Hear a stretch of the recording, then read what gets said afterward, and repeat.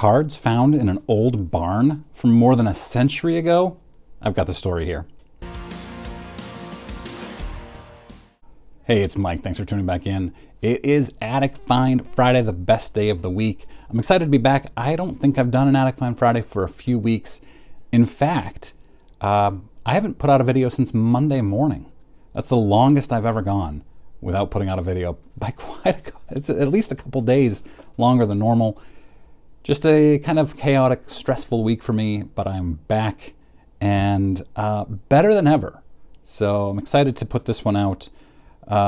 This will be a kind of a two-parter, I guess, because these cards are currently they're going to be in an upcoming REA catalog. This is a story that just came out, I think, this week.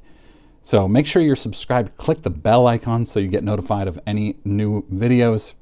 And then next week, I also have a brand new story that just came out today, another Attic Find.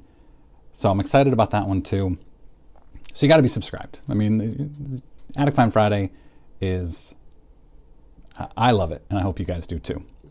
So REA tells the story, and there are no other sources on the story, but I think that there are enough details and photos that it seems legit. Hopefully we'll see some other stories, maybe Sports Collectors Daily or Digest will put out a story about this as well.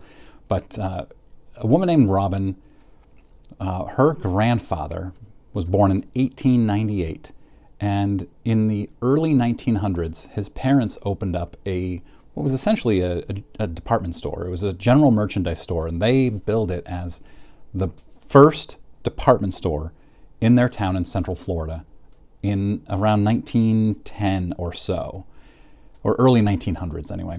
They sold a lot of Piedmont cigarettes in there, and Robin's grandfather was a little boy, he was 12 years old in 1910, and he would stand outside and watch through the windows of the store and see who was buying cigarettes. And when those people came out of the store, he would ask them for their baseball cards out of the cigarette box.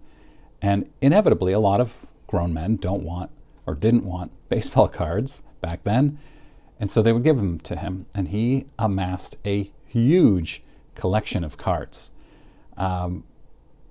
He passed away in the 1970s, late 1970s, probably around the time I was born, and the cards were basically forgotten about.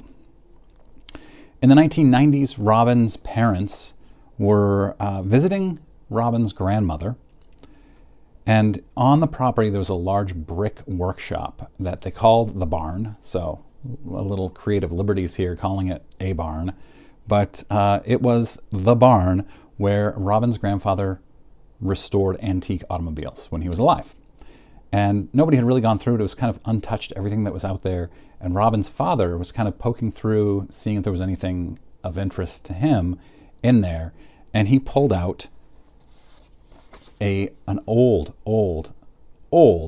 cigar box filled to the brim with T206 cards. And then there were two other boxes right near it that were also full of T206 cards. They were all T206, or almost all T206 white border cards with old mill backs. And old mill backs are pretty rare. If you're aware of the T206 cards, I don't want to say a majority are Piedmont backs, but certainly I would guess a plurality of them are Piedmont backs. It's impossible to get into the PSA pop report today or anything on PSA. It's just timing out. I clicked, I waited, I tried multiple different devices. My Wi-Fi was working fine, but it was taking many minutes just to load one page, if it would load and not time out. So some of these numbers, the numbers that I have are set, but some things I just kind of have to speculate. So bear with me. They found two near complete sets of the Southern League cards. Many of these were in amazing condition. They decided to consign them with REA just recently. So they hung on to them for 25-ish years. And then when they started researching them again recently, I guess, they called up REA and decided to consign them there.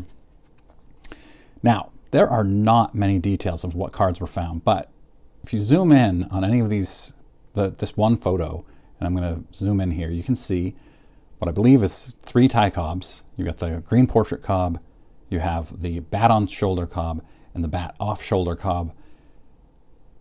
These are pretty good cards.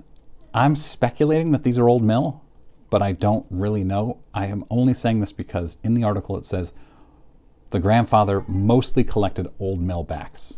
So if we're making educated guesses here, these 3 have a good chance of being Old Mill backs.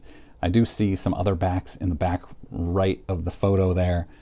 We also see a Walter Johnson, a Christy Mathewson, a Frank Chance with, I think, a Hindu back, which I'd never even heard of before.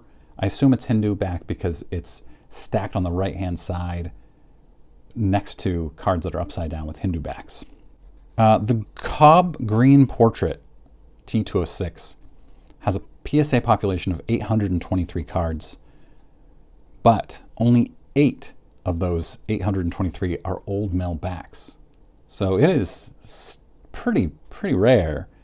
The last green portrait Cobb that I could find that sold, and remember I can't use PSA's extremely convenient auction prices or auction results page, but I found one that sold in 2018, PSA 8, which is the highest, in fact, by quite a bit, sold for $360,000. These look pretty good, these ones in Robin's collection, her grandfather's collection. What would another 8, let's just say it gets an 8, which I'm sure it won't, but what would an 8 go for today in 2023 or 2024 if one of them went for $360,000 in 2018? Let me know your thoughts and comments. The last sale I found for a bat on shoulder Old Mill Cobb was a PSA 3 for $78,000 in 2020, and the bat off shoulder PSA 7 went for $30,000, interestingly, also in 2020. I'm not sure why the 7 goes for so much less. I was not able to get the population for the Old Mill bat off shoulder. I was able to see that the total pop for the bat off shoulder was 987, but I don't know how many Old Mills there are. Thanks, PSA. So pretty awesome. I will be updating, I'll be doing an updated video at some point. I usually like to do these on Sunday mornings in my clearing the bases, so you might see it in there, or if it's interesting enough, I might make it its own video. I don't know if I'd do like another Attic Find Friday or what, but I hope you're subscribed. This is, it's a story that really excites me, even though it's not complete. I wanted to get this out there today, and yeah, I'll make sure you're updated. Make sure you're subscribed so you get the video next week. And then Heritage is teasing another massive T206 find on Twitter. So I'm looking forward to the details from that. They said, like, it feels like a couple weeks ago that they'd have the story soon. I still haven't seen it. I started following, I think it was Joe Orlando on Twitter just to see the story when it comes out. Haven't seen that yet, so. All right, guys. Thanks very much for watching. Have a great weekend.